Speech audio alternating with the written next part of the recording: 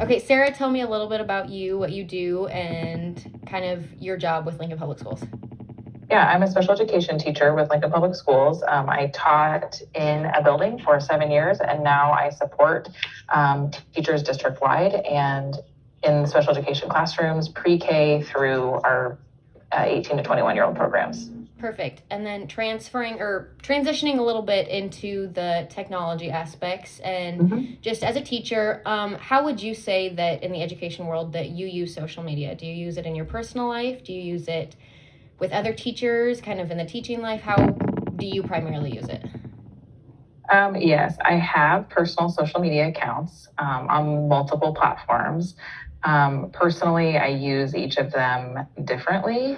So Facebook, kind of the tried and true, like connecting with people, sharing pictures of families, that kind of thing. Twitter, I use more professionally. So Twitter is where I connect with national partners that I've met around the country, other educators that are part of different networking groups that I'm parts of. We mainly connect through Twitter. I have a TikTok account that's more just for laughter. But as far as teaching and education specifically, like I said, primarily I only use Twitter. And that's probably more just following people that I've met.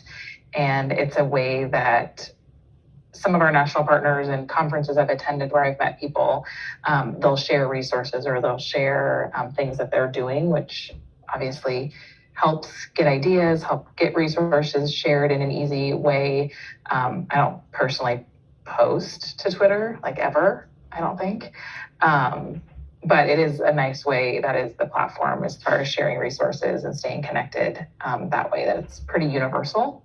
Yeah. So, I mean, you really answered a few of my questions just talking about how you use it with their educators. I guess next plays into it is, do you value social media use? Is it productive to teachers and their growth, or can it be very detrimental to growth as well? I mean, I'm a little old school when it comes to social media. I'm not that old, but I'm a little old school because like I said, I use Twitter for it, but it's more to follow people that do use it regularly. Um, I have met people through like networking groups that I'm a part of, or like I said, traveling, going to conferences, being in different buildings, being in a pretty large district. As far as connecting with people, I usually just like email them or Zoom them. I mean, in Lincoln Public Schools, we use Zoom pretty heavily. And being a large district, I have access to lots of educators that way. So just connecting within our district communication systems, I utilize that a lot. I think it can be a slippery slope, to be completely honest. I mean, I've seen teachers um, get too personal, and as a teacher, as an educator, you're in the public eye, so it's important to be mindful of that with social media use. Because of that, I've personally have just kind of chosen like the reclusive. um, like I said, I have a Facebook account. I rarely ever post. I check it occasionally. It's fun to see, pictures of friends and families and kids and that kind of thing. um, but it can be a slippery slope of commenting and getting it back and forth and what you post and who sees it. And I know educators that connect with students' families on Facebook. Like, I just think that that's a really slippery slope. And educators need to be mindful of that because um, we are in the public eye. We are out there. We are representing something. And so I think it's, like I said, it's good to be mindful of that fact and represent the values that you have as an educator while on social media. And so, I mean, I can think of times where news articles have come out about Lincoln Public Schools and things that we're doing. And it's like, I'm reading it going, well, that's not true.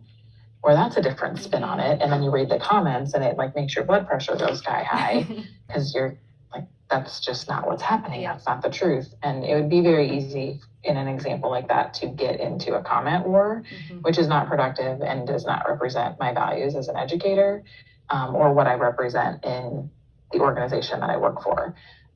So I think it's I think it's important to really stop and think. And in a world where it's easy to be behind our screen and be commenting and be throwing things out there without seemingly without repercussions, I mean, I've seen educators get into hot water, to be honest, with their social media use. So I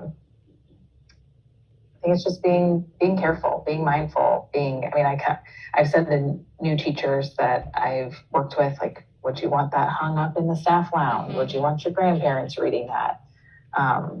Is thinking about their personal social media use. If the answer is no, like, don't post it. Yep.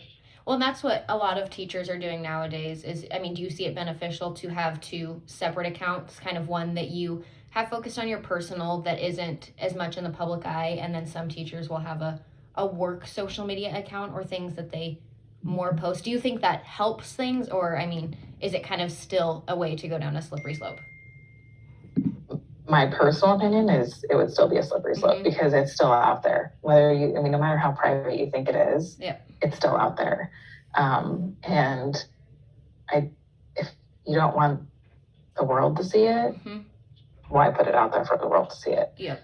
And I think too, like, if there's people on there that you don't want to see it, don't add them.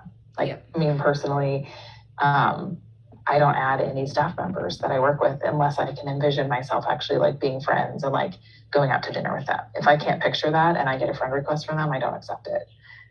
Because that's just a personal boundary that I've personally drawn with social media use, that for me, like, my Facebook account is personal, it's social, it's not for work purposes at all. So are there other educators in Lincoln Public Schools that I'm friends with? Yes. But if I can't picture, that's kind of my own, like, question when I get friend requests is, can I picture myself just going and having dinner with them as a friend? If the answer is no, I don't accept it. And I just let it sit there.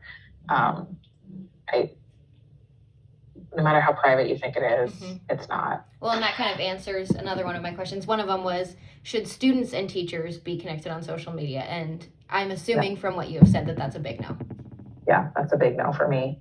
I think there's a lot of platforms now where teachers can connect electronically with students that are appropriate and funneled. I mean, in LPS, we run everything through our IT department, and we have a portal of, like, approved apps and things like that. And some of those do involve communication. So,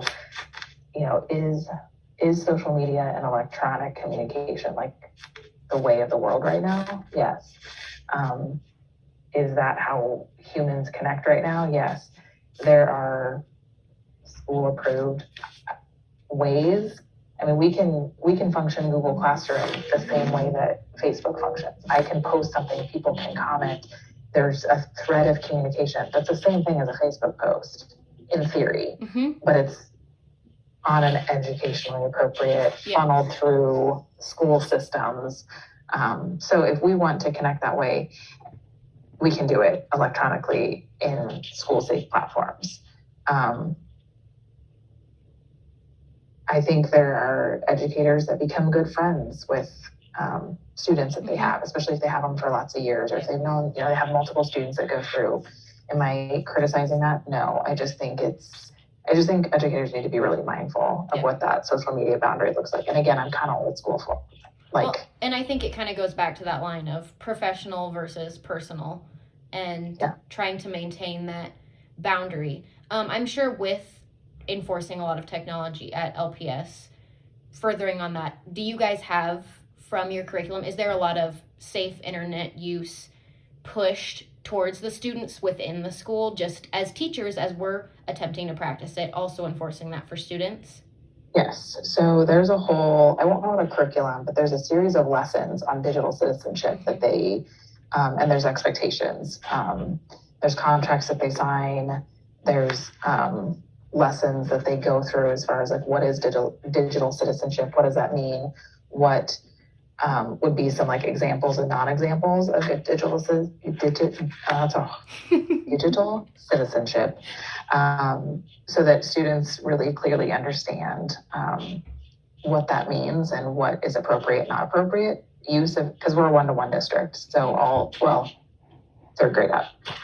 So everybody has Chromebooks. So that has been a big push as far as teaching those expectations and what that means and reviewing that often with students. There's resources that teachers then have to monitor that while they're on our networks. Mm-hmm. When they're at home, we can't monitor everything.